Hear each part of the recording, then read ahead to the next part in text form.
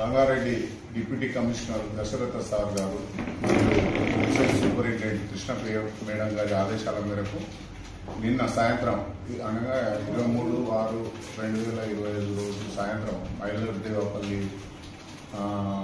వద్ద మా ఊళ్ళు అదే మైకిల్ హోటల్ దగ్గర రూట్ వాచ్ నిర్వహిస్తూ ఉంటే ఒక వ్యక్తి అనుమానాస్పదంగా ఆ ప్రదేశానికి రావడం జరిగింది.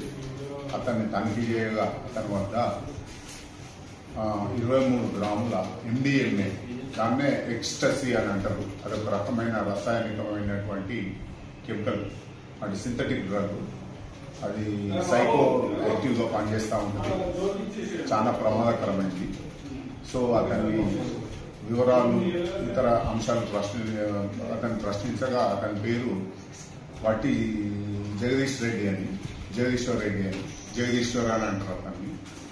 అతని దర్శి ప్రకాశం జిల్లాకు సంబంధించినటువంటి వాడు.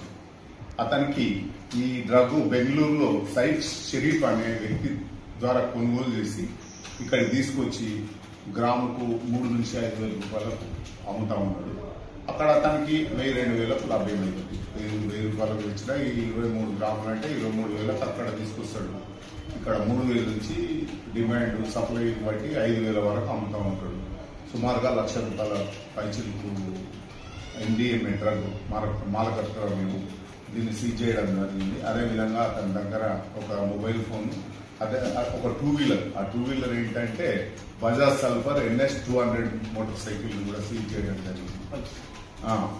అది పల్సర్ వెహికల్.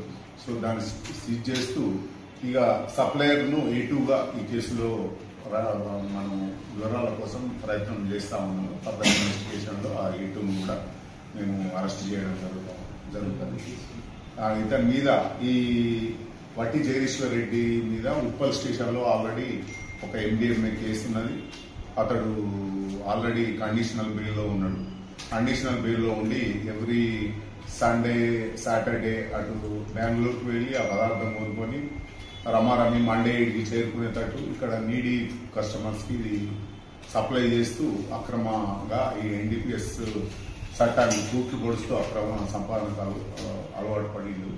ఈ నార్కటిక్స్ డ్రగ్స్ చాలా ప్రమాదకరమైనవి. మన గౌరవ ముఖ్యమంత్రి గారు చెప్పినట్టు అది మన రాష్ట్రంలో వీటిపై ఉపాధం తొక్కే దిశగా మా జిల్లా టాస్క్ ఫోర్స్ అధికారులు ఆధ్వర్యంలో బి ప్రవీణ్ కుమార్, శ్రీకాంత్ రెడ్డి మరియు మా DTF టీం అవిశ్రాంతంగా కష్టపడుతూ ఇట్లాంటి కేసులు పట్టుకోవడం జరుగుతూ ఉంది.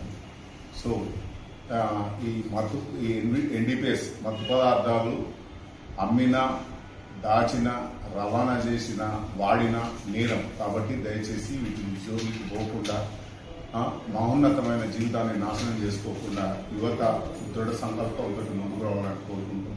Thank you.